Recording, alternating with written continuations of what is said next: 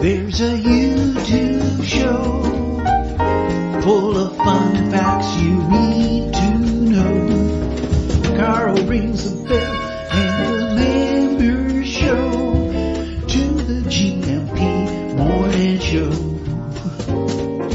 Featured guests will come and they will blow your mind. The audience will do so in kind. The little vanity mixed with some insanity on the morning show with GMP.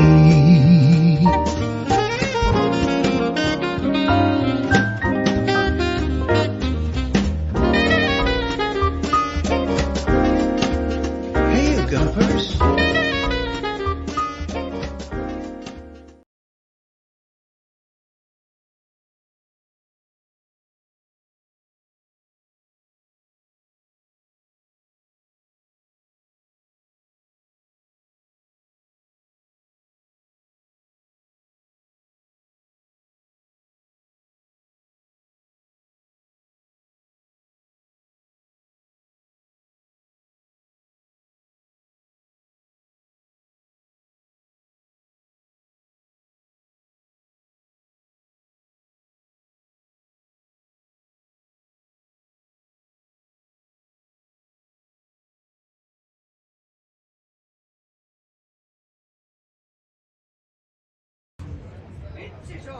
Just another night in Portimao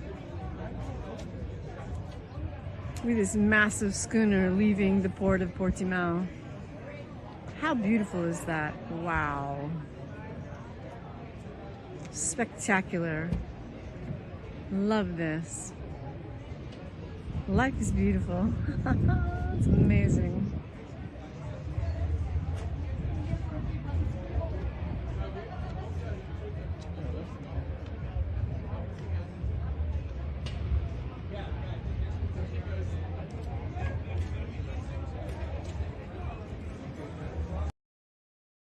Oh, Victoria, that is indeed very beautiful. And did you see it looked like, you know, when you see maybe Dutch or German tourists in Portugal with their huge motorhomes and they've got a little smart car behind. That was the nautical equivalent, perhaps, of the great big sailing ship there, and it was pulling a little boat behind it. Or maybe that was the tug just seeing it out of the harbour. Superb. Hope you're well. Hope you can hear me this morning. This could be an interesting one. Stay tuned, if only for some of the problems that we might encounter. And you can have a little giggle at home. So how are you this morning? So that did work. Fantastic. Stunning boat. And you can hear Victoria. That's fantastic. Is the YouTube fed up with Carl's voice? It could be, couldn't it? It could be. And you know what? I was downloading a video from Carl Needs a Mac. I'll come to the weather in a little while.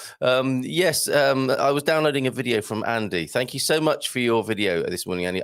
This is the one day where you'll hear me say, please don't send. Well, do send me stuff on 913-590-303. But that's what broke the camel's back, the technological back this morning. I was trying to download a video. But I think we're okay now. So we won't try and download or do anything. I have downloaded some wonderful stuff before the show, and I'm trying to make the connection with the amazing Austin brothers in Al-Viagra, aka Al-Viagra. And we're hoping to connect with them this morning because Owen's there with his OFC, the Owen's fried chicken recipe this morning.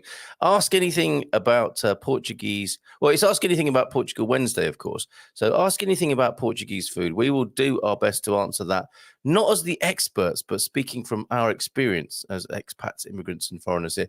And hopefully Antonio and Joao will be able to help. And those that more experienced and seasoned in these matters, seasoned, see what I did there. And on that note, Antonio, you did send some beautiful Easter-oriented food pictures into us. Let's have a look at this. I think this is you put me right if I'm not correct with this, but this is a falar of a savoury variety. I think there's some meat in there. There may have been an egg in that round aperture shape there. And these am I right in thinking that these were made at the mother-in-law's homestead? These are loaves that have been, or falars, baked in the home oven, a video of which I'll show you in just a moment. And just concluding on the stills anyway, with some beautiful Portuguese sky, and in the foreground, I think apple blossom there, right? But some beautiful blossom on the trees here in Portugal. And a quick snippet of some of those, or one of those loaves coming out of the oven here, a homestead oven. Check this out.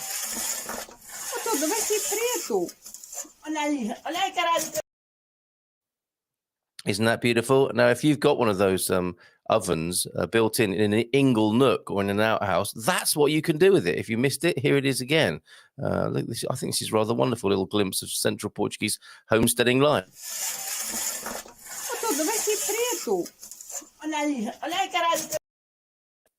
Well, I can't hear what that lady was saying. I did get preto, which is perhaps that loaf's been in there too long and it's going black. A little harder to control. You need to know what you're doing with such a forno, don't you? An oven of that kind. But if you're tempted, that is what you can do. And then you can end up with an incredible a loaf of this kind and a collection of loaves like this. Isn't that beautiful? This is fantastic. Slight problems with my mouse as well this morning. I need a new mouse too. What's happening here? Mercury in retrograde, solar flares, the whole lot this morning. And that's so beautiful, though, the wonderful bounty there of bread bounty or cake bounty up there in central Portugal. I think Antonio will give us a better location, I suspect. Let's go a bit further north then, and a picture from. Let me just dwell on this for a moment, because you can see the heather in the foreground there. Heather the plant, not Heather the lady who's camouflaged in the bushes there. And in the distance, look at that, the hills of northern Portugal, possibly Peneda Gerês. I'm not sure. Rebel Mama will, of course, let us know. Oh, no, I've pressed the WhatsApp button. This could be disastrous. I'm just trying to find out what's her location on that, which I should have done from my phone. I'm going to shut WhatsApp down promptly now and go, I'm going to go to my phone instead and tell you, Rebel Mama captured that wonderful vista there. Amazing hike a couple of days ago, 10 kilometers up, down, and all around. The Serra de Suajo is what you're looking at there, Serra de Suajo. If you fancy a bit of hiking and you're going to head up to the north of Portugal. Chris, be delighted to play your friend's video. I need it as a file, though. Rather playing things off YouTube is a little bit dodgy, and you can see I'm already quite compromised technologically. Yesterday, wasn't it a lovely session with Prof. Eusebio talking about, we've already had some lovely notes and messages in, darling, about the conversation that I had with Prof. Eusebio yesterday. We may well have a Today in Portuguese History. That part of the technology, I think, will hold up well, although I shouldn't say things like that. But we didn't include this iconic photograph. And let me just say, I'm grateful to whoever captured it. 3 arms, interestingly. There's a symbolism there, isn't there, in the 3 arms that are holding the rifle there, into which the young lady is putting the carnation, the red carnation, the emblem of the revolution. I think that's to signify that sort of white, blue, and camo collar input into the, all holding the gun steady while the bloom goes into the barrel of the gun there. So yes, people from every aspect of life in Portugal, presumably then in 1974, holding the gun, which is no longer going to be used as a weapon, but as a vase, basically, for a red carnation. So credit due to the creator of that picture. I don't know who you are, and I'm hoping it's okay to have shown that on the screen. But no talk about the 25th of April revolution, carnation revolution is complete, I don't think. Excuse me. Oh, not only technological problems. Now look, something in the throat as well. No talk of the carnation revolution is complete without that wonderful iconic picture there. Couple more from the picture deck while we're there then this morning, getting ready to talk to Owen and Garvo. And I wonder if Terence is off the screen as well this morning in production. Are you there, love? And the Bocco d'Inverno going over to Cascais. Kindly sent in by James the Slug. What's he calling himself today? We'll come to you in just a moment and all your lovely comments. But this is from James, the man behind the message from the Redwoods. All those alternative, all those pseudonyms and nom de plumes that he uses. Let's go with James this morning. Bocca do Inferno at Cascais. From my brief visit to Cascais on Monday, please share. So we are. Look at that. This is where the water comes in from the Atlantic and swells up inside that incredible naturally formed opening on the coast there in Cascais. Beautiful colours and an amazing natural phenomenon, I suppose you would call it, wouldn't you? And then let's go from, thank you for those, James, Cascais, Bocco d'Inferno, the Devil's Mouth, and now from the Devil's Mouth to the sublime and heavenly. Is that a moonrise this morning? Let me just check and see what Victoria said. So thanks for the video of the wonderful sailing ship this morning, Victoria. And yes, an early morning moonrise over Praia da Rocha this morning. Isn't that lovely? With the moon shining on the waters. Lovely. We're getting familiar with this view from your apartment there and the lovely views of Praia da Rocha. Thank you so much, everybody, for all your lovely pictures this morning. I think that does it for now. We're going to go to some live feed coming in from Al-Viagra in just a moment. Let's just do a quick check. Normally this would be behind the scenes, but we're going to go straight to camera now, live and direct from wonderful. Hello. Hey, hello. Hello. Hello. You're on. Got me up, Dad. No swearing in the Big Brother house or the Austin Brother house this morning. Yes. We'll see how that goes. How are you doing, Owen? Oh, look, here he is. I'm not too bad. All right. Okay, by popular request, then the bandanas are back on. Or have you been borrowing some ladies' knickers to put on your head? They look very, very fetching, gentlemen. Thank you very much. Linda. You know, we do our best. You always wash them first. Oh, that's up to you. Yeah, personal preference, of course. So how are things on the Silver Coast here? I'm trying to figure out whether we should be inside or outside for the meetup that's happening. I think we're going to be. What? Do you want to go off camera? No. Linda's just come in. Not now. She wants the pants Put back. your knickers back on. They're on your head. I'm trying to figure out if we're going to be inside or out on the Silver Coast. I think it's going to be inside. So I'm going to make the call now. Samar, everybody. Now, of course, Owen, I don't know if you know Samar, but you do, Garvo, don't you? Samar, short for San Martino de Porto, the lovely cafe in San Martino. So that's where we'll be today. What's the weather like in central Portugal, fellas? Beautiful this morning. Still a bit of that chill in the air. Still a bit of that, that heavy wind that we've been having across central Portugal, but it's nice blue skies, fair few clouds, little bit of clouds rather, but it's a nice morning. Excellent. And do you need a little bit more time? Should we come back to you at 9 o'clock to talk about OFC, Owen's Fried Chicken? Well, I've done as much as I can now. If it's going to blow up on me, it's going to blow up. We can't wait. Okay, all right. We'll do that then. Grab yourselves a tea or a coffee or a rum or whatever it is you're drinking this morning. Glass of wine. Now you're talking.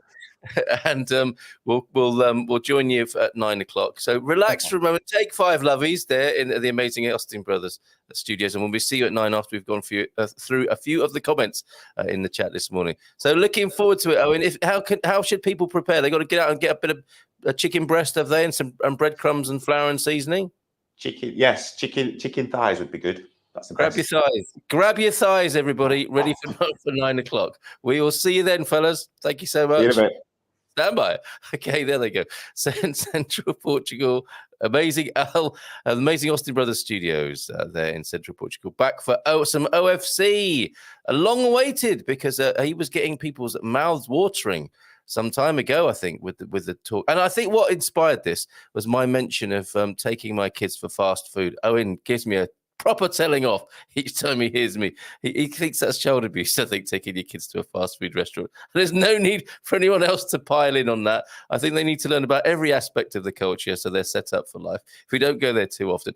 Oh, shout out for Portobello, the restaurant in San Martino, where we went with Ian last night. Bon dia, says Ian this morning. I have to press this mouse a number of times to get a message on the screen. Bear with. Bon dia todos from Coach Ian, heading back to Blighty from San Martino de Porto this morning, having had a great stay, including spending time with Carl, Luis, and family. This part of the world rocks. Yes, we've got those rocks, of course, and it does rock. And we were rocking last night, weren't we, Coach Turner? Oh, you were rocking earlier in the day to the sound of, what was it, Dr. Feelgood in one of the cafes. Sometimes it's funny, isn't it? When you travel around the world, you hear music that feels a little bit out of context that you might not hear back at home in a cafe or a restaurant. Hold on, do that again, Owen. What's happening there? You have got the rum. What could possibly go wrong? Okay. Little rhyme. I'm not feeling randy. This is the brandy.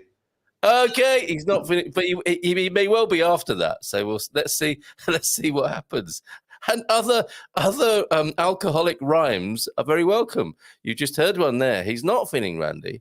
And probably T-Duck is very glad about that. He's not feeling randy, but here is the brandy. So let's see what happens in a few minutes' time. 12 minutes till we get to 9 o'clock and go and cook some fried chicken in central Portugal. I think they are having a tot this morning, possibly with their coffee. Oh, coffee, that's a nice idea. So fantastic to see you, Coach Turner. Loving this part of the world that rocks. Listening to Dr. Feelgood, Milk and Alcohol. That's not what we had for lunch. That was the name of one of their tracks. And last night in Portobello, which I went to 4 years ago when we first arrived in San Martino de Porto with friends who took us there, and went back there last night. Fantastic restaurant. And I think a little bit popular with the expats, the foreigners, the immigrants, because as soon as it was open at 7, everyone piled in. That's not very Portuguese, is it? Okay, so who else is here this morning? Talking of feeling randy, bon dia, alegria, Gumpers this morning from T-Duck. Matty's in as well. Hola, bon dia, alegria, todos, Amsterdam, mais uma vez soaleiro.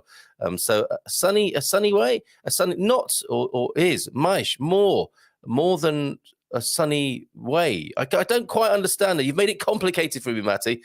Maybe try it in German and then we'll go to English if we still can't understand you. But I think you got a little bit. I think it's bright. If it's anything like here, be a bit chilly, as Owen said, in the air, but quite bright and sunny.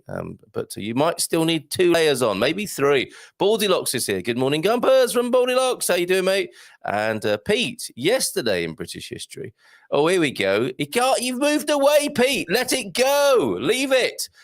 Yesterday in British history, for the first time, a serving UK Prime Minister was found guilty of a crime and obviously lied to Parliament. Politicians, they don't lie to Parliament, do they? He paid up for less than a lap dance. Pete, I wouldn't know how much that cost. How do you? Or is that now in Martin Lewis's money-saving supermarket, the index of lap dancing costs? Anyway, for less than a lap dance, he said he was sorry, so all is okay. He did say sorry quite a few times. In fact, he was profusely sorry, I think. Which probably just did it for everyone, didn't it? Oh, you're profusely sorry. That's fine then. I won't be here too long today. What? I have to leave early. I always enjoy Owen's presentations, so we'll have to watch later. Yeah, you can watch that on Catch Up. Of course, T-Duck. One more set of Portuguese rhymes of the month. Oh, fantastic. Setembro molhado, figo estragado. Wet September means a spoiled fig. And who doesn't like to spoil their fig first thing in the morning? No outono o sol tem sonno. In autumn, the sun is sleepy. So true. We love these. We need to immortalize these somewhere, don't we? Well, they are immortalized in Borda d'Água, the little almanac that you can buy at all good tobacconists and newsagents here in Portugal. And kiosks. I think you find them pinned up at the kiosk while you're buying your coffee and torrada. Oh, I've got a picture to share, but I daren't do it now. I ordered a torrada, I thought, at a cafe a couple of mornings ago. I didn't end up with a dorada fish, but I ended up with an entirely different cake, which was very nice. It was like a soft bread filled with custard. What sounds like torrada, but is a custardy piece of bread? Please let me know. Novembro é quente no começo e frio no fim. November is hot at the beginning and cold at the end. What other things in life are hot at the beginning and cold at the end? Answers not on a postcard, but in the chat here, please. Depois do menino nascer, estudo a crescer. After the boy is born, it's all about growing up. These are good. These are very, very good. We love these, and I think we might have to serialize them as a calendar ourselves. Wouldn't that be good? If anyone fancies illustrating a Good Morning Portugal, Expats Portugal calendar with these lovely Portuguese monthly phrases on them. Have a fabulous day, T-Duck. A beautiful sunshine here, says Pete. And thanks, Pete. And a wonderful day to you. It's sunny in Lisbon, but cold. That's about the size of it, all over the place, isn't it? You'll have to pop over for some figs. Talking of spoilt figs, not there in Fundão. Famous for its cherries, of course. And figs, by the sound of it, we have about 15 that give 3 crops a year. 27 in Central yesterday. So going against the general trend. Windy around the place. And the waves in San Martino Bay were quite special last night. in the dying sun of the day. It was quite something to see the wind blowing across the water and the tide working against the wind. It was quite incredible. But 27 degrees, 27 magnificent degrees in central Portugal, Fundão-ish, Castelo Branco, if you want to look it up on the map. Bon dia, Gumpers, from such a slug magnet. We didn't get round to talking about the vocal fry, did we? Thank you, Sam Nazare, for mentioning it. I'm fascinated. But that sounds like a name you would say in a kind of Kardashian vocal fry way, right? Such a slug magnet. Yeah. Dimitri Martin quote of the day from him: I like parties, but I don't like piñatas because the piñata promotes violence against flamboyant animals. Yes. And hey, there's a donkey with some pizzazz. Let's kick it. What I'm trying to say is don't make the same Halloween costume mistake that I did. Brilliant. And it's a hi from Sam Nazare. And a bon voyage. Great to see you, Ian. Safe journey home. And look forward to seeing you in soon. It won't be long, I don't suppose. Bon dia, Carl, from a cool 4 degrees. But blue sky Belfast, 4 degrees. Should get middle teens, 16 degrees later. Only 33 sleeps till I'm back in Portugal. Look at that. Baddy also here. Maybe see you later on today. Samar, Baddy, okay. Whoever gets there early, maybe get us a big table. Cindy B, good strategic move. Table for 10, please, for me and my friends. And we at least doubled that, didn't we, by the time everybody got there on the Silver Coast here in San Martino de Porto. So maybe see you later. Bon dia, Alegria. Looking forward to getting inspired for Portuguese cooking today. Not much longer to wait now. Digo, not that you're counting or anything. Indeed, 33, everybody, 33 sleeps. And I wish I would know how many times I have to sleep to get into my car and drive to Portugal.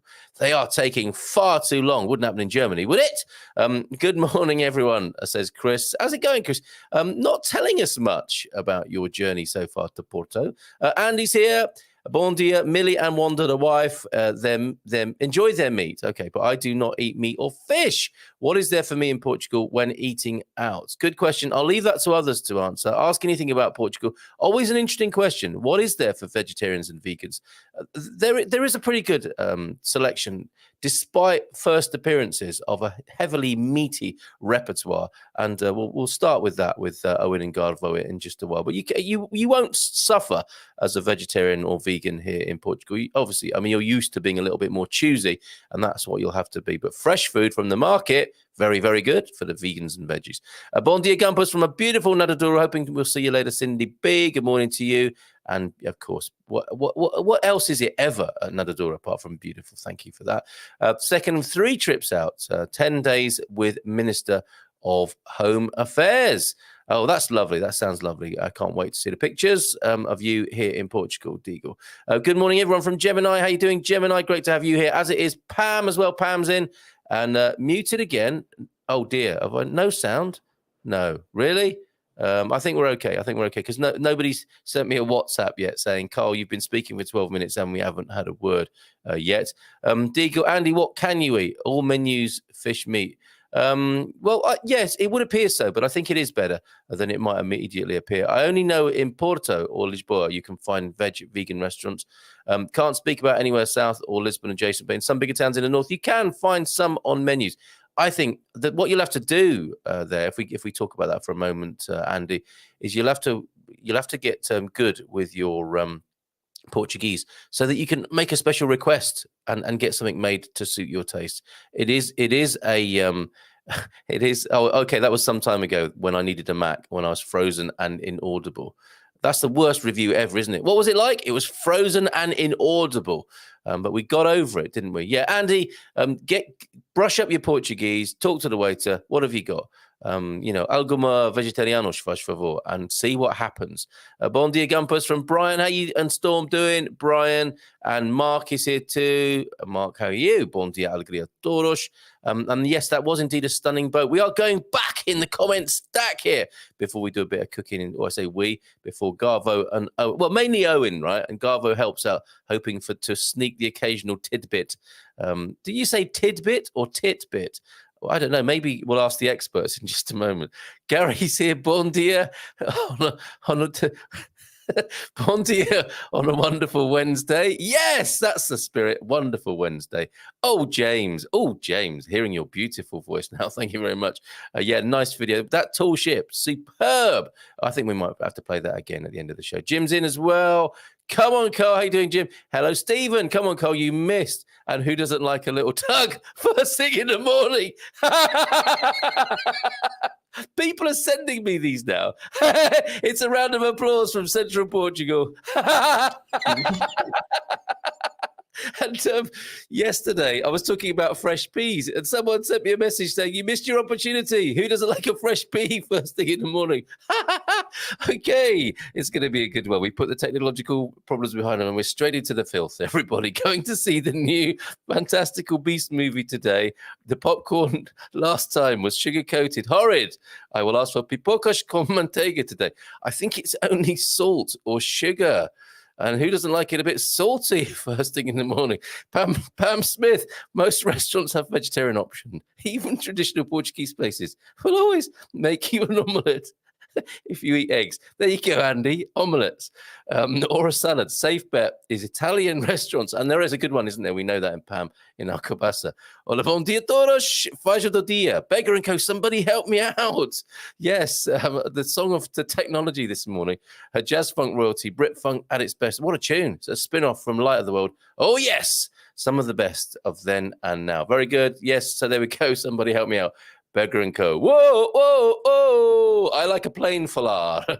It's like a giant hot cross bun. Yes, indeed. And yeah, I bought a section of foulard. I asked for the bit with the egg in so I could give it to the kids. And what the kids liked most about it was licking the apple-flavored syrup off the top of it.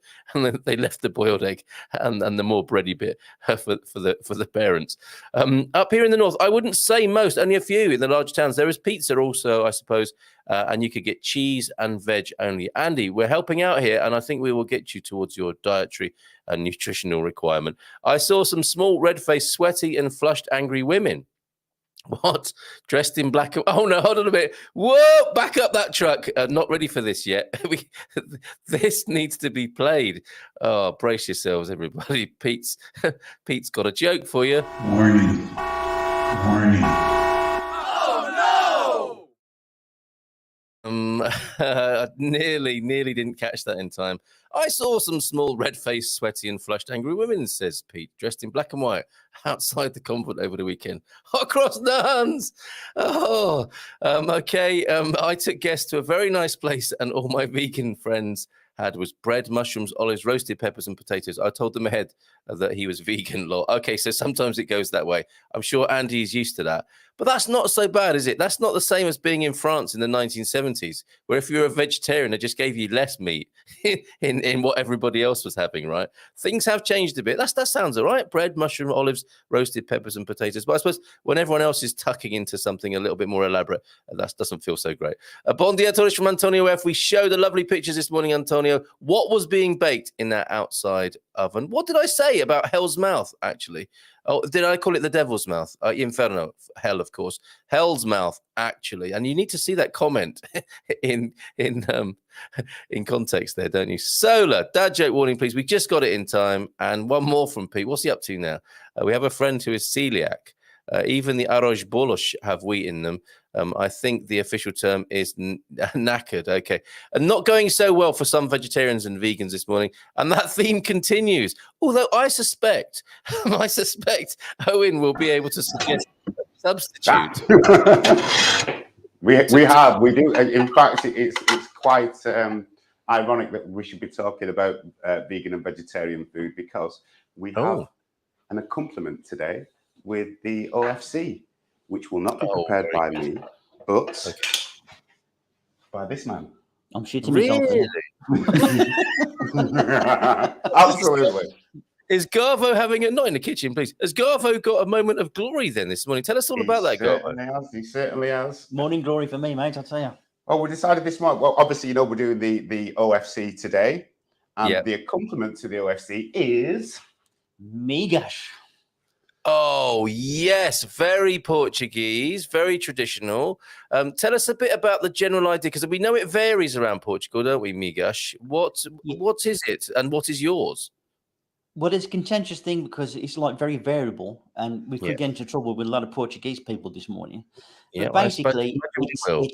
it's cabbage, beans, a few onions, and powder milio, which is like a cornbread, and it's all sort of mixed up in a pan and fried gently, and anything else you want to throw in there, you can do. I mean, it's a bit like if you imagine. Bubble and squeak. It's a Portuguese version of bubble and squeak. That's the closest I can get. And forgive me, please, Portugal people, for drawing that analogy, but it's just a good, wholesome meal. So we're going to have a go at making that. It's simple, easy, and that's why I'm doing it, really. So, right. Okay. Well, yes. I don't think there's going to be too much offence caused. More sort of mystification, I would have thought, and quizzical looks, and maybe bubble and squeak. What is he talking about? But it's essentially, we're talking about leftovers, aren't we? In the nicest possible way. This will be a good use of your stale bread, particularly the cornbread, which lasts 3 weeks anyway. I mean, at what time is it safe to use your leftover cornbread? In about the 4th week of having it in the bread bin? I would probably say so. It's getting that when you start hearing when it leaves on its own, really. That's when it's gone past. When it's knocking to get out the bread bin. Okay, that's when you turn it into migas, and of course you put in some of the traditional Portuguese. I've started calling it the perimeter cabbage, the Portuguese perimeter cabbage, because often these cabbage trees are on the edge of the boundary of people's land, aren't they? As you drive, certainly as you drive around central Portugal. Have you got a nice stalk on the edge of your land, Garvo? Cabbage is off. Percy Phil, that's first thing. It's not happening, is it? Today? What do you mean? I don't know what you mean. No, okay. He doesn't want to go there. Okay, no. I'm putting the banner up on the screen. Live cooking demo. I'm trying to find a hashtag key. It's a Portuguese keyboard thing. Live cooking demo with Owen and Garvo this morning from the amazing Austin Brothers Studios of Al-Viagra. How is the whole team this morning? We haven't checked in with the dear boy with his cravat and monocle behind the cameras this morning. He's in his smoking jacket this morning. Doesn't want to be seen. I'm not talking until I've had my 7th sherry. Okay. morning to you. Morning, Johnny. Dear Johnny. Lovely man. Yes, I worked with him, on that cooking show. Lovely man. Okay. Back to the OFC then. You have before. Yes. Just a moment of sanity and just a bit of respect coming up here. I'm going to hand over to Owen because he's got something to say, which I know he's been wanting to say for a while. So take it away, sir. We are. You saw us earlier with the glass of brandy, but there is a big reason for this. I this morning would like to raise a glass to a dear friend that I lost a week last Monday, and I think we all know who. Well, I'm sure I'm going to mention it. It's we lost Jacqueline, Donna Jacqueline. A week last Monday. She had an illness and she went into hospital. I was fortunate enough to spend her last week with her. Sorry.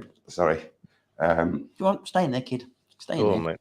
And I had such a wonderful time with such a lovely lady, and I miss her dearly.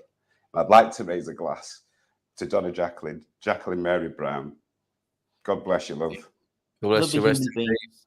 Yes, indeed. Please, if you're watching, please help us today. Yes, okay, because we're going to need it. Okay, yeah, I'm raising water. It was with Donna Jacqueline that I gave up my alcohol ban, but withdrawal for a year, and that was largely inspired by being with Donna Jacqueline. You might know her; she was an elder of our community, really, and she would pop in from time to time. I think maybe about 18 months ago, she showed up on our screens in her 80s and with her elder input. And she loved Jesus dearly, didn't she? And I suppose that's the consolation or what you could say now. She's where she wants to be. Yes. You're right. Absolutely. Yeah, absolutely. And was always good value when she joined us on the screen. An independent thinker and quite a plain speaker from time to time. Qualities that we liked in an elder. And I recorded a number of webinars, live streams with her, having conversations about her faith and her belief, which were always very interesting. So rest in peace, Donna Jacqueline. We lose an elder from our community. And we're not sure what the arrangements are, but if you know her, perhaps reach out to the family and so that you can pay your respects. Okay, and yeah, so what did you raise there? A nice a brandy for as a tribute this morning. It's got to be Portuguese brandy. I mean, Portuguese brandy. Yeah, that's right. And do you know what? When I decided to stop drinking, Donna Jacqueline put some brandy in a hip flask and said, "We will drink this when that year is up." So I too, when my year of not drinking is up, will raise a glass of brandy too. Nice one. Nice one, Kyle. To Donna Jacqueline. Okay, all right. So let's dedicate this show to the memory of Donna Jacqueline, the OFC, I nearly said Kentucky there, which is not what I'm meant to be saying, but that is the genesis of this, really, isn't it? Is that it is? Well, it stems back from our little exchange between Carl liking to go to the McDonald's and fast food outlets. Yes, fast food outlets like that. So I was obviously I threw down the gauntlet and said that, listen, you can make either your burgers or your chicken from home quite easily yourselves, and I've been doing my version of a fried chicken for quite some time now and perfected it over the last few years to the version that we have today. Well, in the kitchen we don't have gauntlets, we have the rubber glove, don't we? So here you go, you can throw the gauntlet down now. The rubber. And really what I think you want to do with that is slap my face with it, isn't it? And challenge me to a it's about to slap my rubber glove. Hold on, here we go. That's an insult. it's a duel. There are other things we could do with it, but we won't go into that right now, okay? I imagine that is going to be inflated before the end of the show off screen. I've been running around the kitchen with the chicken impression. If I may, before we move on there, so Pete, so sorry to hear that Donna DJ has passed. Well put, fellas. And please, we do not need to apologise for our tears to Jacqueline, says James. Thank you for that, James. And Donna Jacqueline, a tribute there from Antonio F. So thank you for that, everybody. Yes, okay, so yeah, the gauntlet, the rubber glove has been thrown down. There's no need to go to a fast food restaurant when you can cook as well as you're about to, Owen, right? So where does this begin? What do? You need to go and get some decent chicken, I suspect, to begin well, this. I have already down here in the bowl in front of me, I have the chicken thighs that I said. I prefer to use chicken thighs rather than the breast. So what I've done, I've made my own buttermilk and I've seasoned the buttermilk as well. And I've left that in the fridge overnight. And then from there, it will be put into the secret herbs and spices. Of course. Saying out. And then we will then take it over to the oil. It's going to be put into the oil for a short while, and then I like to put it into the oven just to brown, and then we can take it out. Obviously, it's going to go with the migash there. So if you'll allow me, I shall carry on and do said preparation, if that's okay. So I've already got another bowl here because I'm going to do as I did before, the old Blue Peter ones I prepared earlier. So I'm going to take. Get down, Chip. Going to take the chicken out of there, and I have washed my hands. Ladies and gentlemen, the only thing that I have grabbed before this was a glass of brandy. Yeah, so that's all good. That's all right.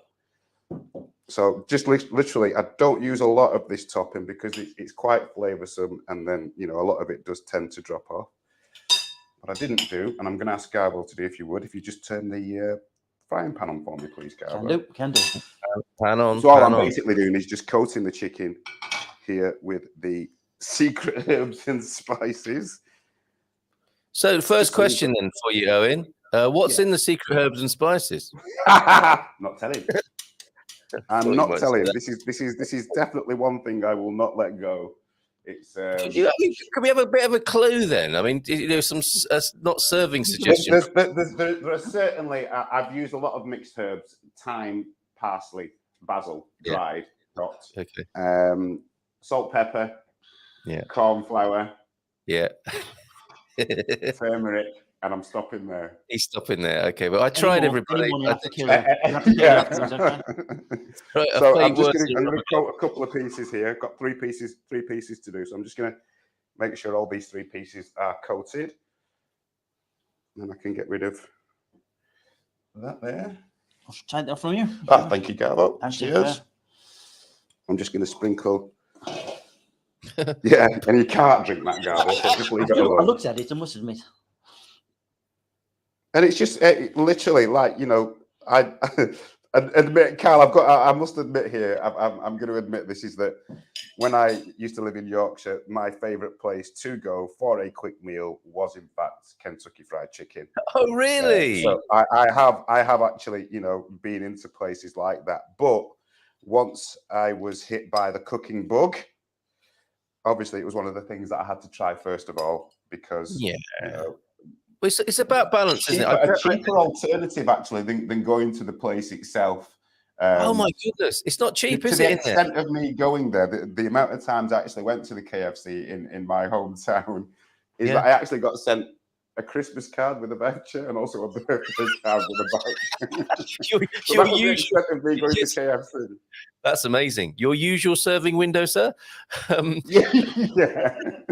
So I'm just going to go over. I'm going to go over to the part at the back here and just stick them into the oil. Fast food in Portugal. A few things to say about fast food in Portugal, of course. It does seem a terrible thing that Portuguese people are embracing the fast food chains. But who are we to get in the way of anyone's enjoyment? And the great thing about Portuguese cooking and establishments and hostelries is that it's not a slow process, is it? I mean, it is in some senses. You can stay in as long as you like and you won't be rushed. But food is produced very quickly. If you get a prato do dia, you can get good value food very quickly at so many places. There is no need to go to a fast food restaurant. We use the term loosely, restaurant, don't we? But every now and then, a bit of balance is quite nice, isn't it? And sometimes I think for the expats, the foreigners, the immigrants, it's nice to touch base with something from the old place, even though they might not like to admit it. Every now and then, if you're feeling a bit down, blue, depressed, to get something familiar, like a bit of comfort food of that kind, might be just the job. But it's not cheap. And when the last time I went to KFC in Caldas de Rainha, it was packed. Portuguese people seem to love it. Oh, Carl, now that you mentioned the KFC in Caldas de Rainha, I can now jump in now for you to say that. It's very disappointing. Oh, a scathing review. But it didn't taste like the KFC I had in the UK. No, you're right. And what can you say? Portuguese people have the frango, churrasco. Here we go. They've got the Green Glove Award of a terrible review from Owen there. The Green Glove Award has been issued to Caldas de Rainha's KFC. But why in Portugal? I've thrown down the gauntlet for them to do a better KFC than me. To raise their game. To raise their game. It's amazing, isn't it? And you've got churrasco. You've got the barbecue chicken here. Why would you go to KFC? Exactly that though. Exactly. I love walking past the chicken shops, as I like to call them, because it's the smell, the smell that comes from there. So I don't understand why they have a KFC here where they have their own authentic, original, traditional Portuguese fried chicken. Bit of variety. Or roasted broiled chicken. Yeah. Well, I used to work I used to know a guy who worked for KFC, and he told me that they use sort of oil pressure cookers. Yes, they do. Which is superheated oil. Machine. Which sounds bloody dangerous to me, to be honest. So I have turned these over now, and we're getting that nice little golden look there on the chicken. I don't know if you can see there on camera. That? Yeah. What I'm literally doing is waiting for that just to brown a little, and then just to cook through, obviously with it being in the hot oil. And then what I'll do, then I'll transfer that onto a baking tray and stick that in the oven for about 10, 20 minutes, just to let the chicken cook through. So once I've taken these out and put these on, I can then hand over to Garvo and he can do the migash. Oh my goodness. Okay, we're looking forward to this. Just a couple of things. Got some comments coming in from pink to brown in the pan, from red to black apparently. Did anyone notice the new way the like button goes when you hit it? It goes red, changes and then goes black. Try the new like button, everybody. We're doing anything to get that like button fondled, hit and smashed. And bon dia from Jim. Hello, Jim. From a windy Tavira, looking forward to finally playing a round of golf today. Well, good luck in the windy conditions. Take that into account there in the south. Oh, that's been very quick. That is fast food, isn't it? Only a few minutes in the pan. I would dip my bread in that fat as well, I have to say. I think. Are you going to use that? Are you going to use that oil for your migash? No. Okay. Because you That could do, wouldn't be couldn't good. you? That wouldn't be No. good. We need to keep it complete vegetarian, that one. So I don't think that would be a good Well, idea. that's it. You mean Right, vegan can be totally don't use that. vegetarian. Don't use it. Antonio, yes, we did use your pictures and videos, or showed them, shared them. Absolutely brilliant. Tell us more of the backstory, if you will. So what's that? Oh, more chicken pieces going in. That's So just the final piece that's going to go in, yeah. All right. No heavy wind here. It must be a Brummy thing. I guess it can be, can't it? After a bit of the old Depends what you've been eating. Yeah. You'll know this weekend. Oh, that's quite an enigmatic promise. I had. Well, no, I'm going over to Pete's this weekend, so you'll sample the wind. He's going over to Pete's because my good friend here, Garvo, is celebrating his birthday this weekend. So happy birthday to you. Happy birthday to you. Happy birthday, dear Garvo. Happy birthday to you. Where's the cake? I've got one. Oh, bugger. I've got chicken. How do you feel about becoming 40 then? If 40 is the new 21, Garvo. 58. 58. Can you 58? believe it, me? I'm Is still that 12 it? year old in my head. Yes, a lot of us feel the same way. I had a similar experience. Chef had a special veggie option, turned out to be a selection of stewed veg arranged separately around the plate and really salty. Didn't eat much of it. That's a bit disappointing, isn't it? Oh, dear me, Pam, that's not good. Lack of dairy ingestion. I see. I think the wind comments there are continuing. Well, I give them points for trying anyway, but we probably agree the larger places will have vegan options. I forget where you live. Where are you asking, Andy? Which part of Portugal will you be partaking of the vegetarian cuisine? So, Garvo, migas. This is a vegetarian thing. And is that a response to these many questions about vegetarianism over the course of us working together like this? Well, the thing is, migas can be what you want it to be. It can be wholly vegetarian, or you can put other stuff with it. Yep. I mean, if you've got some migas and say you put some chorizo in it, that would be lovely too. Migas will go with anything. It'll go with fish. It'll go with chicken, meat, or even on its own. Really, it's such an adaptable meal. It's great. I mean, you can use all your leftovers and everything.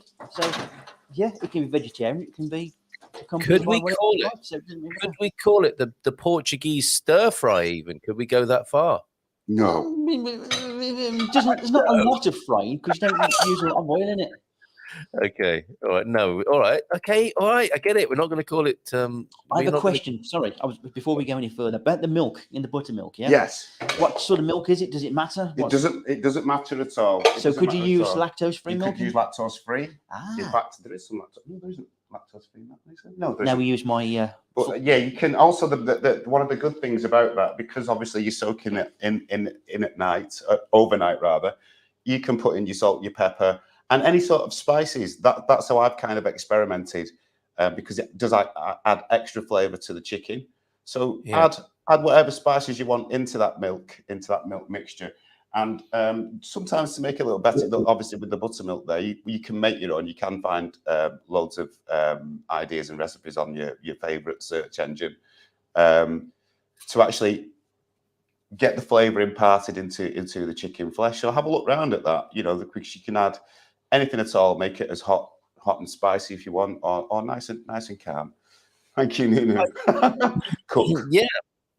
Master cook, if you don't mind. Hold on a minute. I don't even know what buttermilk is. What are we talking about here? I've never used buttermilk in cooking. And what is the distinction here?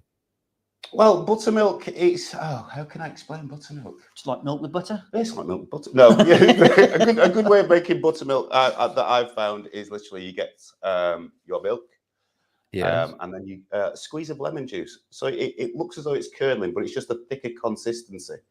And that just helps. Not only just helps putting the seasoning over the top, but I'm sorry, I'm just reading the comments there. Thank you, Nunu.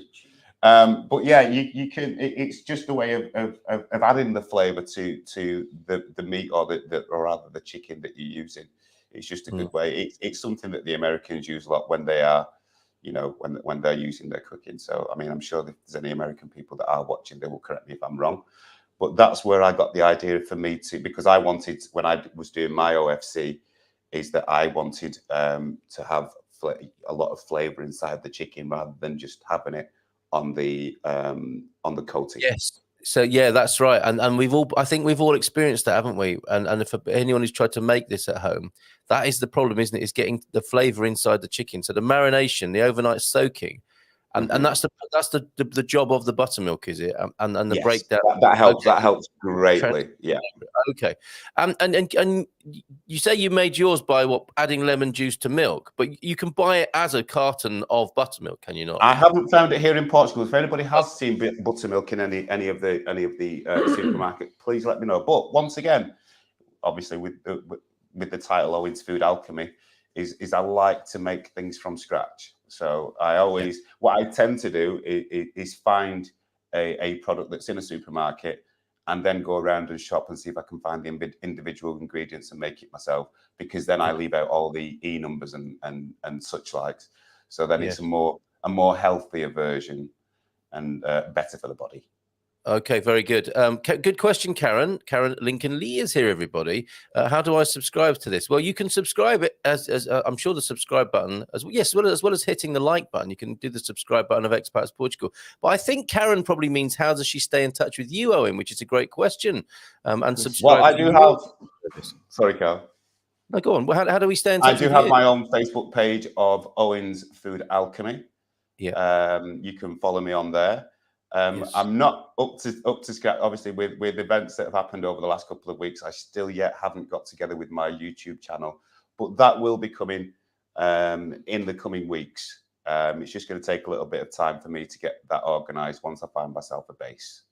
Okay, very good. And Antonio, just going back to, thanks for that, Owen. Just going back to what you were, well, when we played your videos, you're right. My sister-in-law had put some extra wood there, so it was too hot and overcooked to the top of the bolos de carne folares. Brilliant video earlier on, and yes, I think things had been a little bit too hot in the oven, and it blackened the top. We want browning, don't we, this morning in the oil, not blackening. That happens sometimes in those hard to control outdoor ovens. I think, Garvo, have you got a pizza oven outside? Is that part of the infrastructure of your Portuguese home? No, we don't have a pizza oven now. We've got a barbecue outside.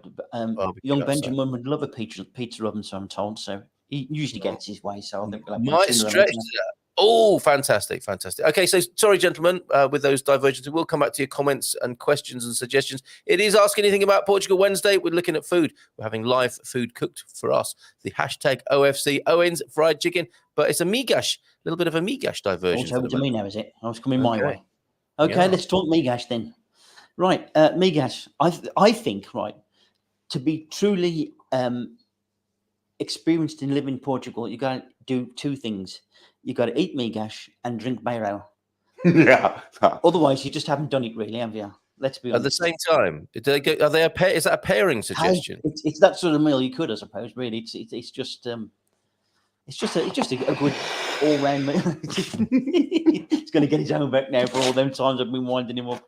Right, okay, ingredients. I'm going to put them on the table so we can go on a close-up. A very quick, rapid go through the ingredients for you.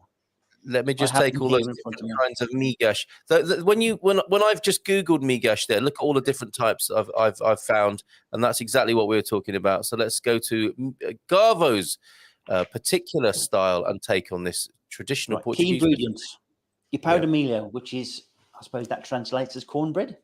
Yeah. If it's stale, even better. This is still quite moist, so I might have a little bit of trouble with this, but. We'll give it a go. Right, next, with the bits that you had left over. It's like an apprenticeship, this, isn't it? He's giving you a bit of stick from behind there. Well, I'm just thinking with the colour scheme, it's all very Portuguese, isn't it? Green, it is. Red. Take no notice, Garvo. You're a professional, mate. Come on. Been there. Right. An idea, right? With the powder mealy down here, right? You're left with crusts. Right, these things here, right? And what can you do with that? Well, I don't like to waste anything. So what we do with these, right, is we take these, right? We get a pan with a little bit of butter in it, yeah. We throw them in there with the butter and toast them up. And in the pan, we can put something like a bit of honey or a bit of maple syrup and some cinnamon, right? And if you have these hot with a cup of coffee, they are so nice. So we don't waste them. That's what we can do. Is that your own invention? I'm taking them home with me later. Yeah, he's going to try it. Hold on a minute. I'm going to take it home with me later and give it a good try. Very good, but that's from the imagination of the Garvo, is it? That particular thing? Yeah. Waste not, want I not. don't know. Somebody might do it somewhere, but I thought, what can I do with these? As you do. Some more ingredients, right? A bit of cabbage. Yeah, I love a bit cabbage. The greener the better. This is a bit white, but okay, it'll do.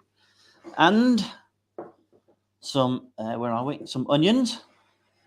Now remember, everybody does this different. There is no standard way of doing it. You adapt it to your own needs.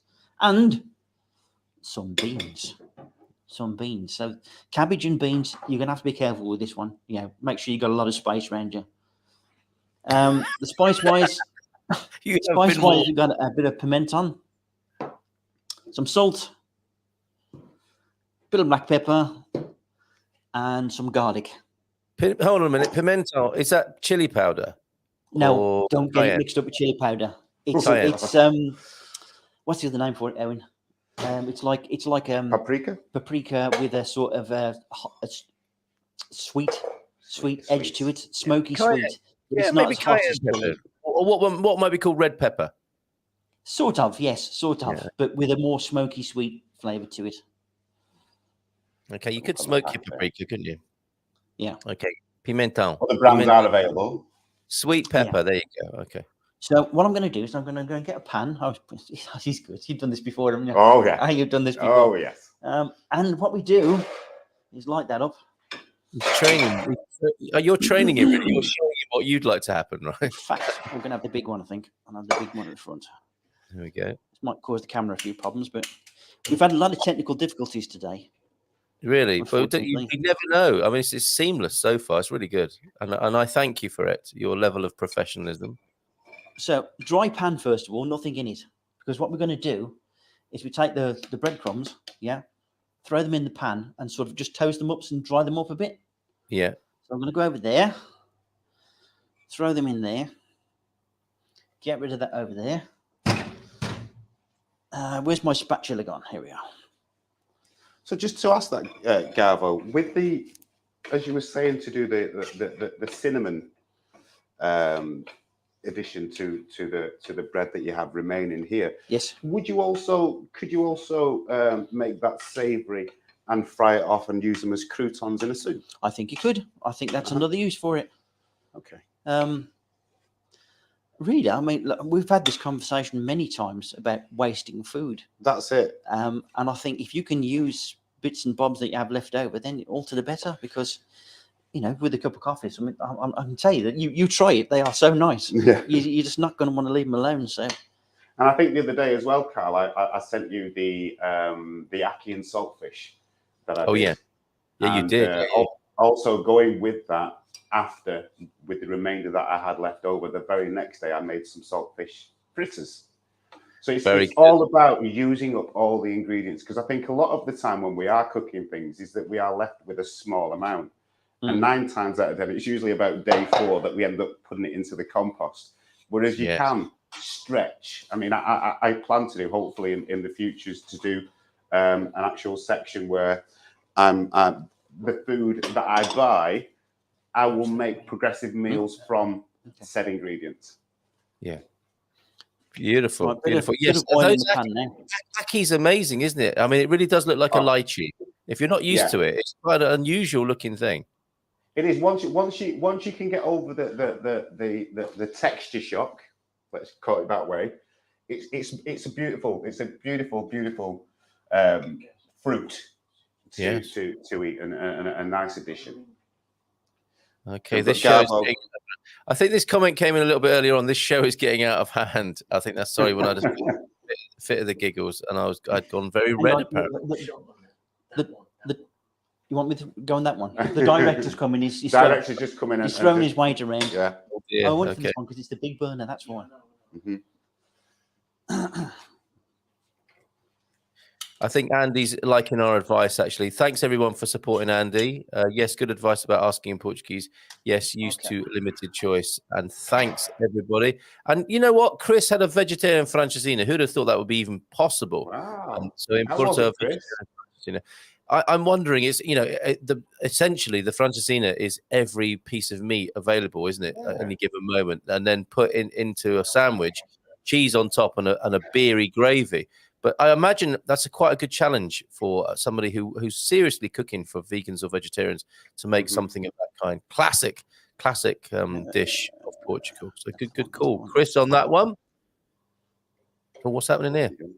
So can he not spark it up? Is he having trouble? That's all right. One, go ahead. He couldn't get the. He's all good now. Right. Okay. He's back on it. Oh, that bloody thing. Can I help you, chef? No, this is good. Keep Right, watching it. Get your oil nice and hot. Starting to smoke now. So in's going to go the onions. Oh, nice sound effect. Very good. That's actually onions frying live on the Good Morning Portugal show this morning. Look at that. So get them chasing around for a bit. Yeah. I've got to go left-handed because of the camera. It's unnatural for me, but You're so versatile. now those are quite fine. Those are quite coarsely chopped, and I like that because it breaks up the mix a bit. Otherwise, it goes a bit sort of bound together. Okay.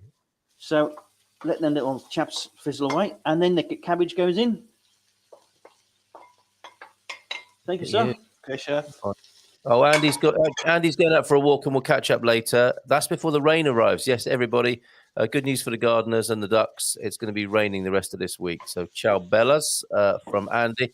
And Pam, the Torrada misunderstanding sounds like rabanada, a kind of sweet French toast popular on holidays like Easter. Okay, so I asked for a Torrada and got a rabanada, I think, a couple of days ago.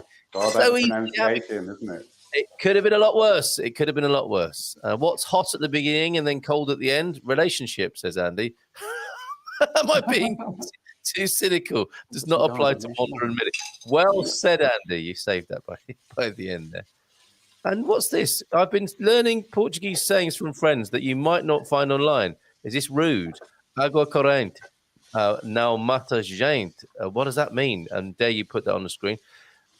It's going nicely there. So frying the that's a good meal in its own right as an accompaniment, isn't it? A bit of cabbage there with some added flavour from the fried onions.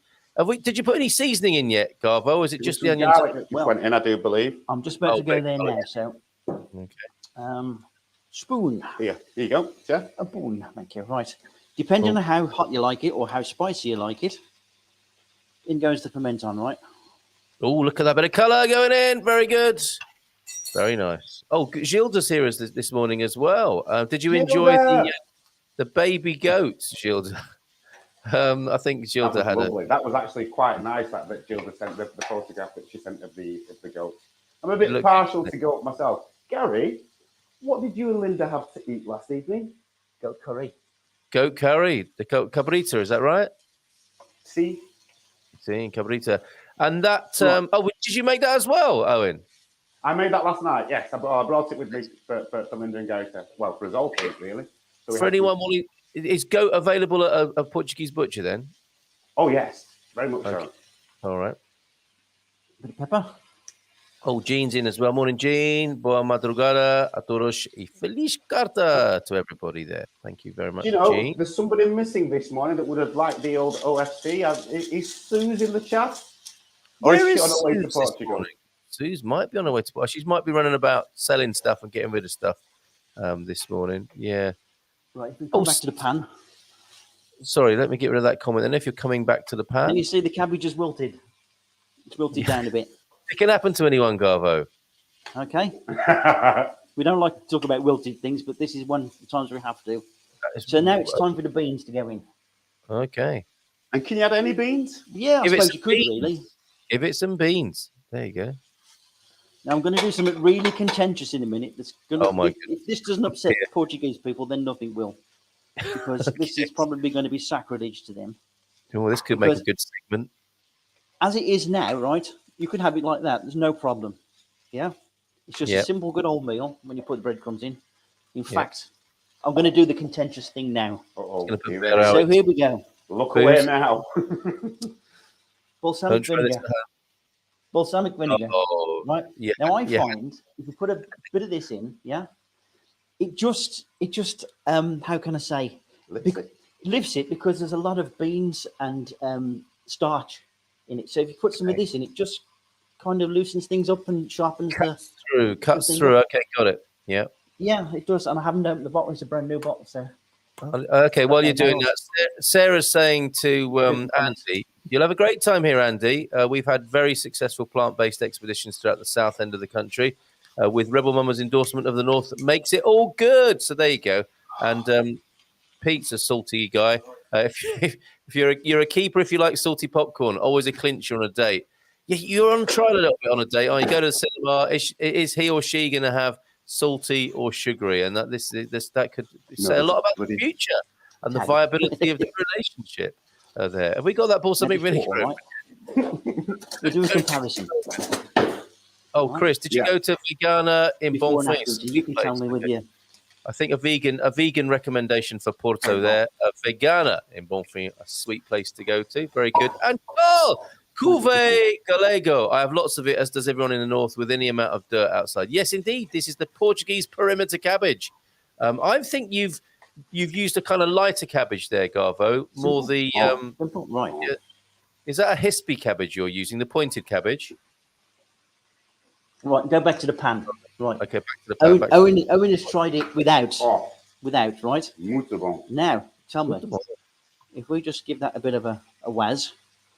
A bit of a stir. Yeah. Mix that in. I've still got to put the breadcrumbs in yet, so. Yes, I just wanted you to taste. Loving the sounds, exactly everybody. What I mean. Yeah. Now have a go.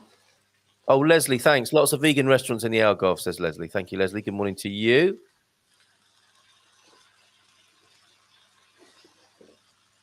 Ooh. Yeah.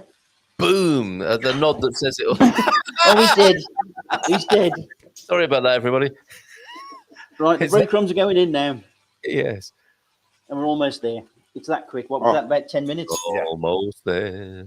So in case you've just joined us, we are making a vegetarian dish. Garvo has risen to the challenge as an accompaniment to Owen's fried chicken, the OFC. Look at that. OG OFC. And it's the breadcrumbs being stood, and they're straight from cold and breadcrumb. That you didn't do anything to those. You didn't fry them up first, or were they pre-fried? We toasted them up in the pan. That's right. You did. You toasted them just to dry them up and toast them a bit. So yeah, that's otherwise it basically. It could be a soggy mess. Otherwise, couldn't it? So yeah, don't forget to toast your breadcrumbs before you toast your cornbread before that goes in, and the staler the better. Oh, looks great. Looks great. So I'm going to have a quick taste to see if we need any more seasoning. Taste. You have to have an asbestos mouth and asbestos fingers, don't you, as a cook? Mm-hmm. Absolutely. I'm really surprised. I see chefs and cooks taking things out of the oven. They've sort of acclimatized their hands and their mouths, I think, to dealing with very hot food. You obviously got to taste it.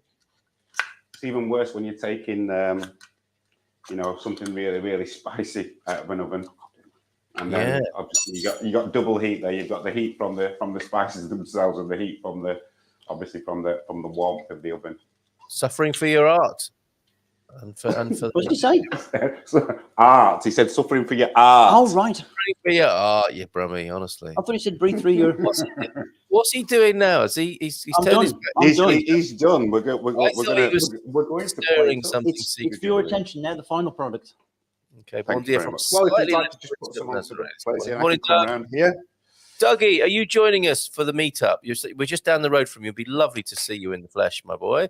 Hola, bon dia, kids, and special greetings to Gary and Owen from Victoria this morning. Thank you, Victoria. You want them on that plate? No, there. On there. Do 2 lots. Now, talking of people missing, has anyone heard from Moaz lately? I wrote to him on the website and no answer. We need to get in touch with Moaz. Yeah, where's Moaz gone? Yeah, that's a point. Yeah. Anyone know Moaz personally? Please let us know what's going on. Gary's here from one Gary to another. Gary Saint-Amand. Good morning, everybody. Happy to be here today. Oh, and Victoria's going to catch us on the replay as well. She's into La Gauche. Déjà.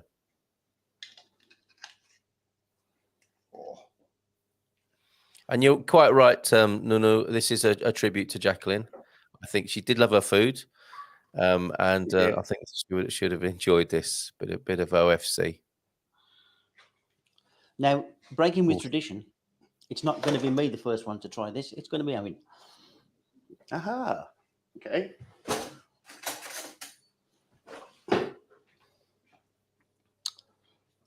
Oh, look at this.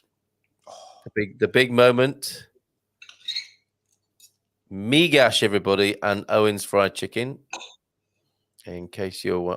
this is the bit I really don't like. I realise here that I'm sat here drinking a glass of water. And these guys are at the other end. See, if I was in the studio with them, I could be enjoying that. Yeah. Boom. Look at him. Look at that face. If we could zoom in on it, we would see, wouldn't we? We need to have that as a still. The thumbs up, the face that says it all. Loving that. That is, excuse me. Oh. That is a perfect combination. I really like that. Has the Forget cabbage... Yeah. Forget your fries, forget your KFC beans, everything else. That's a point. And OFC is the way. Okay. So amazing. You've made it a very Portuguese dish there, haven't you? No fries, no beans, no sweet corn. We've gone with a traditional migash as created by Garvo there. Central Portugal style. We will call it the Al-Viagra migash, I think. And put lead in your pencil. Puts lead in your pencil. Perfect accompaniment to the OFC there. Come on, Garvo. What are you doing? Just standing there and not eating. I was just going to say that we normally have a wine or something with it, but we drank it last night, so they haven't got one today. Okay, so you have to have more brandy than us. It'll be a bottle of Beral standing by. Oh yeah, on the matter of Beral, Mrs. M has taken to drinking Beral with organic gin, which she seemed to really. Oh wow, with gin, that's lethal. That's fighting juice. Yeah. Yeah, now you mention it. Yeah, it is. Yes. Yeah.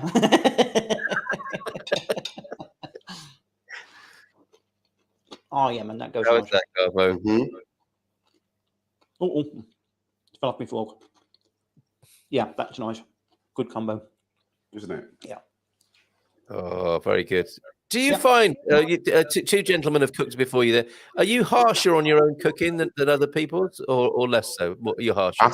Ask anybody that sits and eats with me after I've cooked something for them. I spend the first 10 minutes putting myself down. Oh dear! And that's only because I want to improve. Yeah, of course. No, fair enough. Fair enough.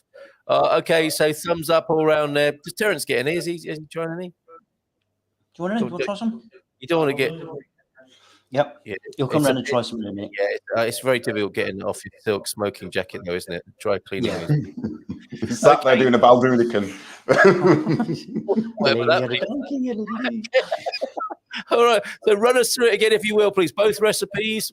First, you, Owen, a quick run through of how to prepare OFC, if you will, please. So chicken thighs left overnight in some buttermilk, and you can add salt, pepper, and add any sort of herbs and spices that you wish.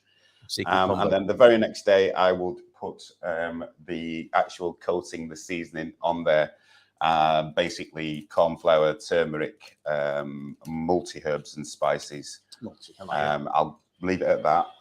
Fry it off until you get a slight golden brown. Stick it in the oven at about 160 for about 15-20 minutes until obviously the chicken is cooked through properly. And there you go. And the migash. Migash is what you want it to be, but it's based basically on powder milio. You could use Brussels sprouts with it just as easily. That would be nice. You could put carrots, anything in it you really want to. It's just a make doing men meal. But this one was cornbread crumbed up and just toasted in the pan. You got your beans, cabbage, and some onions, some olive oil, and just basically fry it all up and take it from there, because it's such an adaptable meal. Try it, adapt it, put with it what you will. Yes, really good. I cooked for Coach Turner on Sunday, I think it was, when all the shops were shut. I hadn't realised that.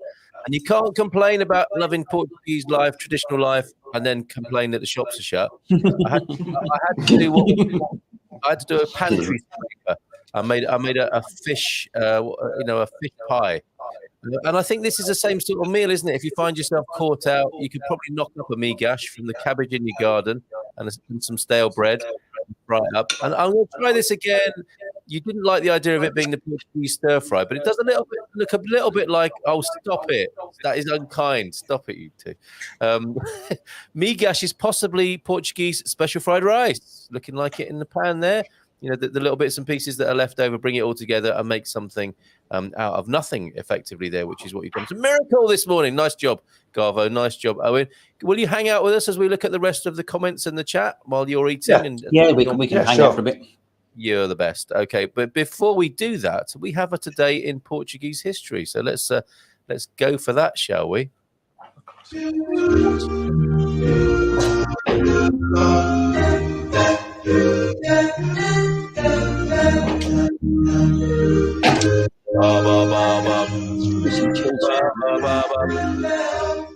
No. Oh.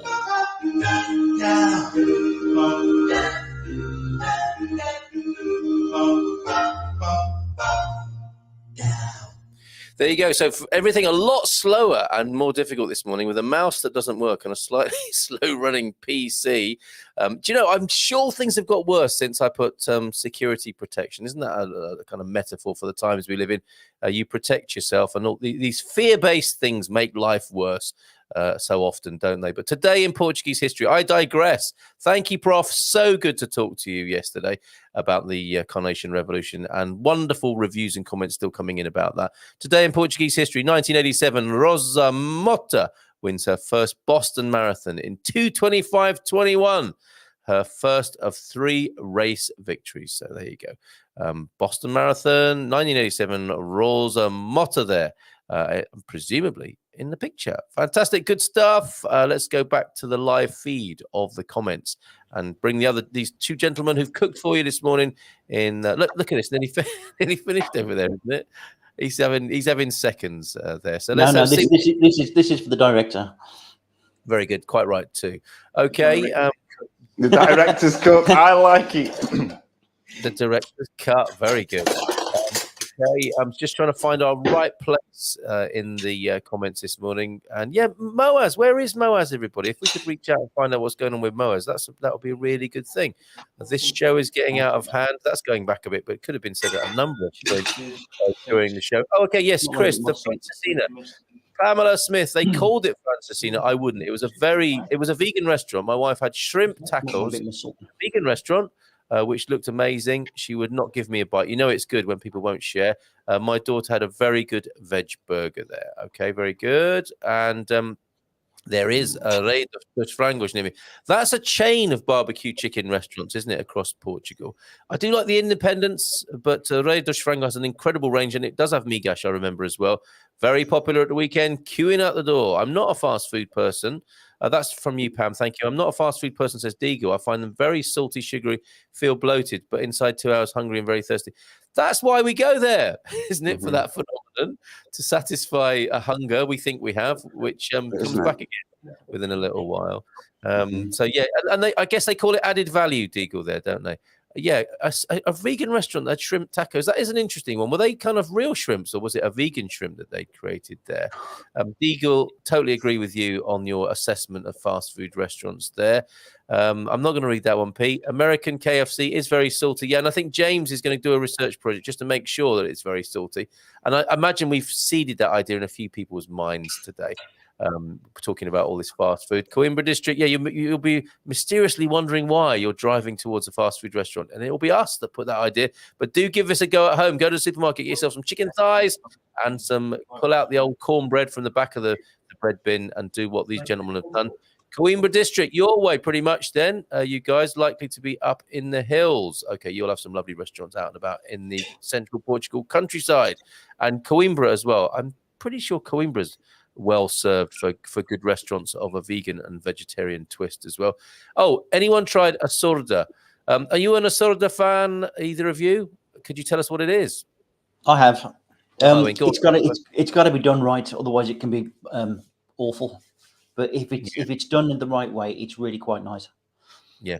But I think we can put it in the same kind of bracket as migas, can't we?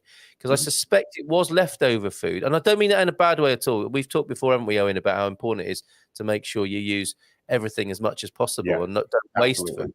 I don't mean leftovers in a bad way. I mean, you get to a point where you've got a few bits and you're wondering what to do with them. And we know assorda, I think, comes from that sort of tradition. And that, again, contains bread often, doesn't it? And that was my first surprise meal, I think, in Nazaré over 10 years ago. And I ordered the assorda because it was a shrimp assorda. And it turns up and you've got a bowl of what looks like soggy bread. And there were shrimps in there. And then the waiter, it's one of those interactive meals. Every culture has a meal, doesn't it, where the waiter gets involved with some of the preparation on the table. And that happened with the assorda. He cracked an egg into it and gave it a bit of a flourish with a knife and fork. And, like a ole, sort of gesture. There you are, your assorda, senor. And there it was. And I'm not a big fan. It has a particular texture to it, doesn't it? But I'm sure it is loved in equal measure by people as well. Almond milk, coconut milk, to name a few, lactose-free milks that do not come from animals. Thank you, Matty. And these would work, would they, for the soaking the chicken in? Yeah, I'll say that the less sweeter the substitute milk, the better. All right. And I suppose people are thinking, hold on a minute, why would you, if you're looking to do vegetarian and lactose-free, you probably wouldn't soak chicken in milk. What sort of veggie cutlets or fillets could you put in there? Are there such things? I mean, I know they're making a lot of these. Well, I would look at, I'd probably go for your eggplant. Aubergine. Yes, aubergine in there. So that great idea. Perhaps courgettes, around that region. I think they would work really, really well. Okay, very good idea. Yes, aubergine soaked overnight. What I wouldn't do with that, I would I wouldn't leave it overnight. I would obviously salt and pepper them and then just put them literally into the milk and then back out again into your coated mixture.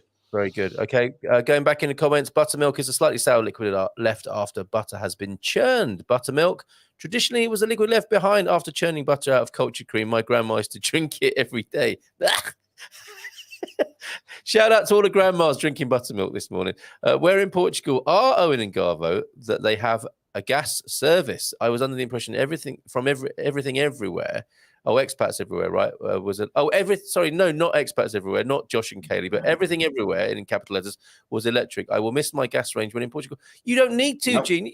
Gas is possible, isn't it? If not on the mains, then certainly in bottles. So you needn't go without with gas cooking. And it is better often, isn't it, to cook on gas, as you two have done. It's always better to cook on gas, but even better more to cook on wood or a wood stove. Yeah, and maybe we'll do that one of these days. Yes, what are we doing next? Do we know?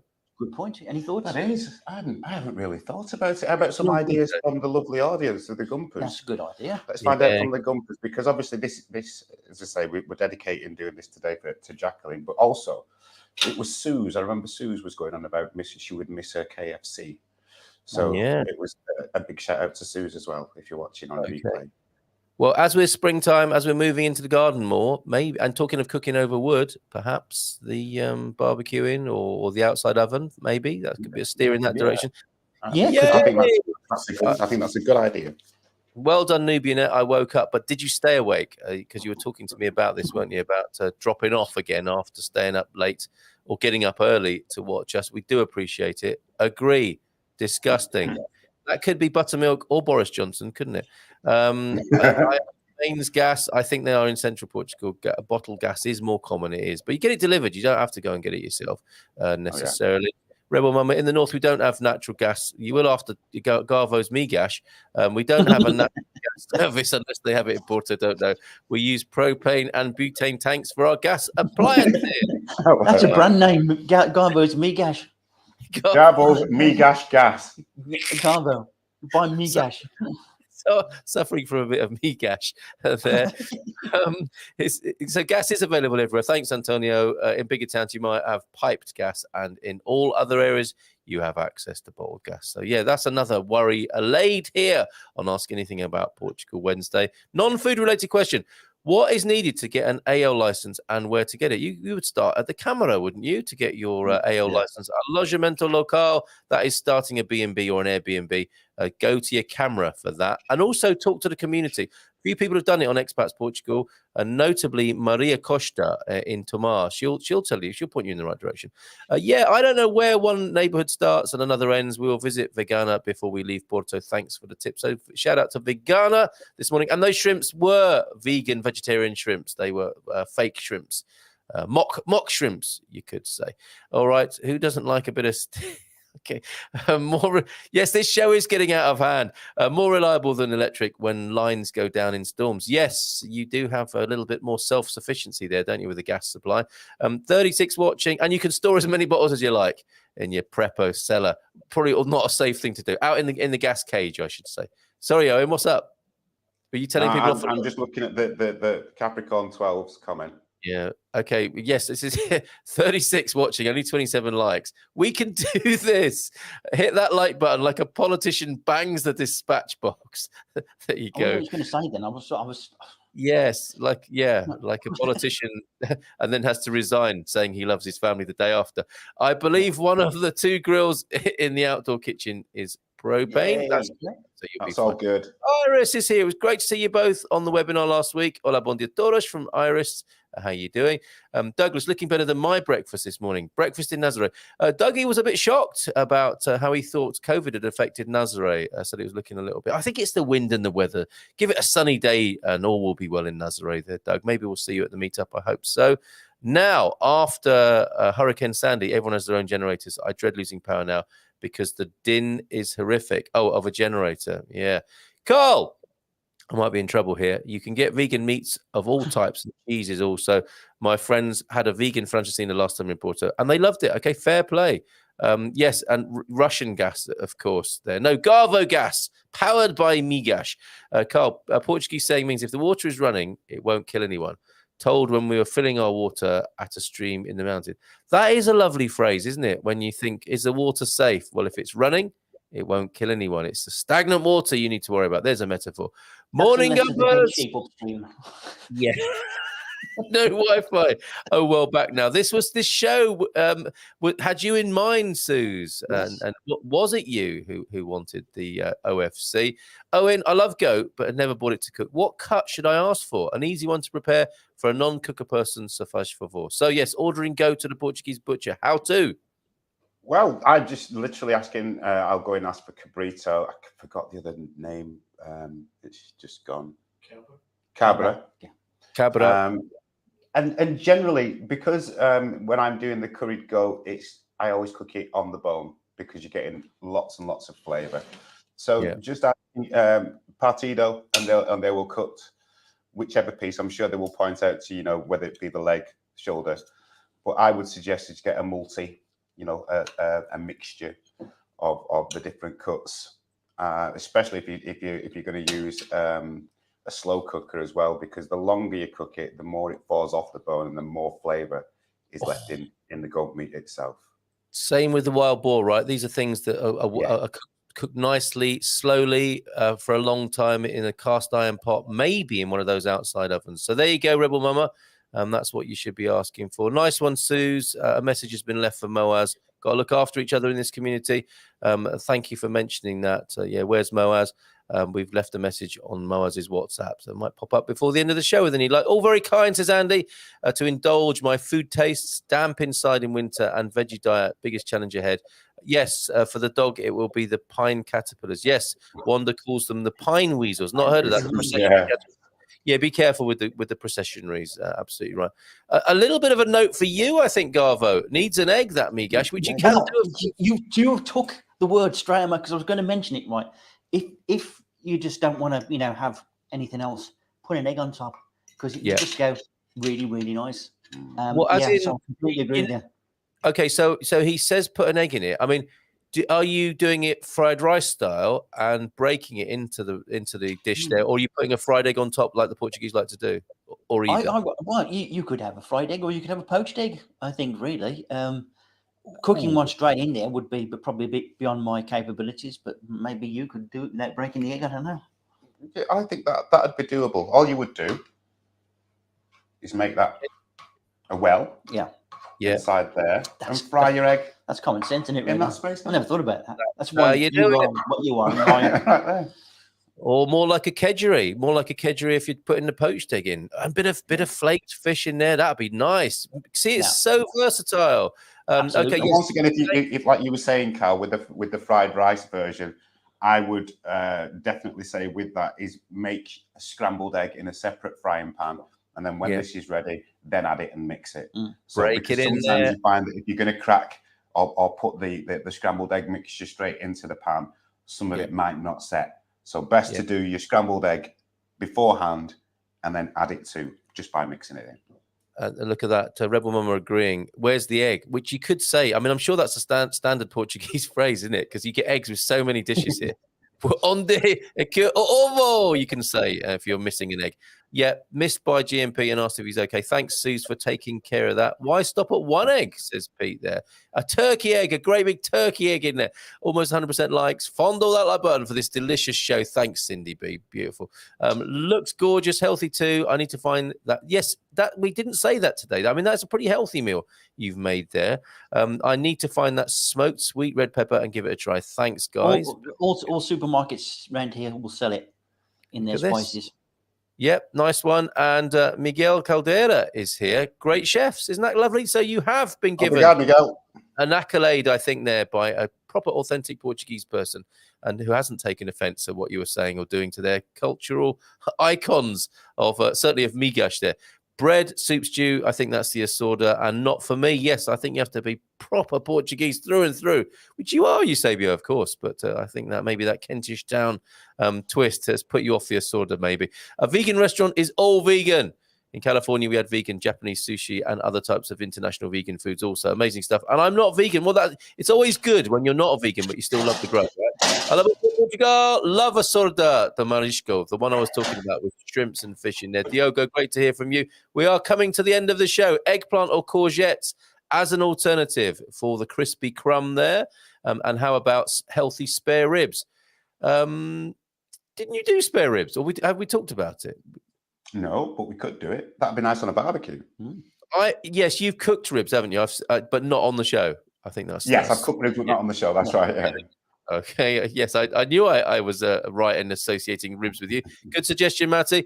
Intervera vegan Salvagen restaurant on top of the hill near the train station looked interesting. Didn't make it there. Perhaps on the upcoming trip. Looking forward to seeing you again soon, Gene, in Portugal. Thanks for the mention, Owen. I'm a couple of weeks away from trying your OFC. 10 more sleeps in Finland. Beastie Boys album. Go on. Just suddenly remembered something, right? Another thing you can put in migas is pine nuts. Pine nuts go really, really nice, but they are a bit expensive at the moment, so you might want to be not looking that way. But it's nice. This country is full of pinheiro trees, isn't it? You can crack your own pine nuts, and who you can. It's a filthy job, though. We actually learned how to do. Said the man. Put some guy out there cracking his pine nuts again. Yes, and his fingers are filthy now. It's true. There's a kind of char on the inside of the pine cone, and you get to the kernel by breaking it open with a stone. But there's a black dust on it. There's a black dust on it, and that's why they're expensive, because I think it's very labor intensive and fiddly. Good morning from Joao F. Late today. We're all late. It's 4 minutes past 10. Busy morning, but still on time to be able to greet you all. Love this community, especially with the usual hardcore participants. Yes, indeed. Power cuts. Very rare in Portugal. That's true. That's true. Well said there. Bon dia, Joao. Putting your mind at rest, Gene. Power cuts are very rare in Portugal. Yes, please do something using a bread oven. Seen so many of them, but how does one use it? So maybe we will go there. Good morning to Carl, Garvo, and Owen. Thanks. Wow. Bob's joined us as well this morning from the north. So good to hear running water is safe up here. If it's moving, it's safe. It's a rough guide. Used to be safe in Colorado, but Giardia bacteria has ruined that. Yikes. I was walking past that like button when inadvertently I slipped and my appendage stroked the like button. This is a Tory MP speaking here, isn't it? I love my wife. It was a pleasurable experience. That's the adulation. Really left a feeling of exhaustion. My goodness. Okay, and can't wait to see you Saturday. Great show, guys. Good job. So Catherine's in late as well. Missed the show. See you later. You'll like this one, Kate. And we will see you later at the meetup. Samar, we'll go to Samar today. And we'll be able to sit outside. For those who find it a bit of a... There's a lot of us. It does get noisy, but we'll have a little breakout space outside on the Praça there. If there's no egg, it's not Portuguese. Maybe there's a Portuguese saying that reflects that. I think there's some truth in that. There's a real sudden upswell of just as we're about to finish, loads more comments coming in. Let's do them justice. Fantastic show. Owen, Garvo, and Carl from Jeff. And I lost my rib. Anyone got a spare? Yes, nicely done. You need to Portuguese through and through. Marcius off in a fit of pique. You need to Portuguese through. Oh, I see. I think he's upset about me saying that he should have liked a sort of. I'll have to sort that out after the show. We'll clean up after the show, as I know the amazing Austin Brothers Studios will have a big clean up after this cooking show this morning, which has been amazing. Thanks for a great show today. Looks delicious. Look forward to the meetup later today. See you there, baddie. And one last comment from Pete. Is this safe and savoury? Garvo, we have 4 pine nut trees, and Eusebio used to sell them. Carl, you can come and teach us how to do that. I'll show you how to crack your nuts, Pete. Anytime. Be my pleasure. Right. Last word to you both then, gentlemen. Great show. Great job today. Really well done. A live cooking of the OFC and the Migash. Anything else you'd like to say before we go? As always, Carl, it has been an absolute pleasure to be here. And it's great to be back in Al-Viagra to come over and do the cooking and working with the guys here. Thank you, everybody, for allowing me to show my passion. You're the best, mate. Looking forward to next time where we may go outdoors, as George Michael famously did. What about you, Garvo, on that note? How do you follow that? How do you follow that? How do you follow that? I mean, just enjoyed it. I mean, I'm no big force in the kitchen, but I just thought we'd share a bit of Portugueseness today, or a little variation of it at least. So did, and you were a little. I think you were a little concerned, weren't you, that you might offend or upset her? But I think you did it justice. I think. Well, I know the Portuguese don't like their food messed around, and I respect that. Yes. But Owen and I work on little ways to twist it and tweak it. We certainly do. We certainly do. Without causing like storm of abuse or whatever. So I've hopefully got away with it today. We have loved you twisting and tweaking this morning. Thank you so much, and lots of love to Terence behind the camera there. Good job, sir. Yeah, do you want to come and come on? Okay, you got it. Take your smoke jacket off. Cravat. Smoking jacket is leave off. that on the chair. We're riding along on the Christopher wave. Here he comes. Dear boy. It was hard, but someone's got to do it. Nice job, Terence. Thanks for that. Bye for now. Take a bow.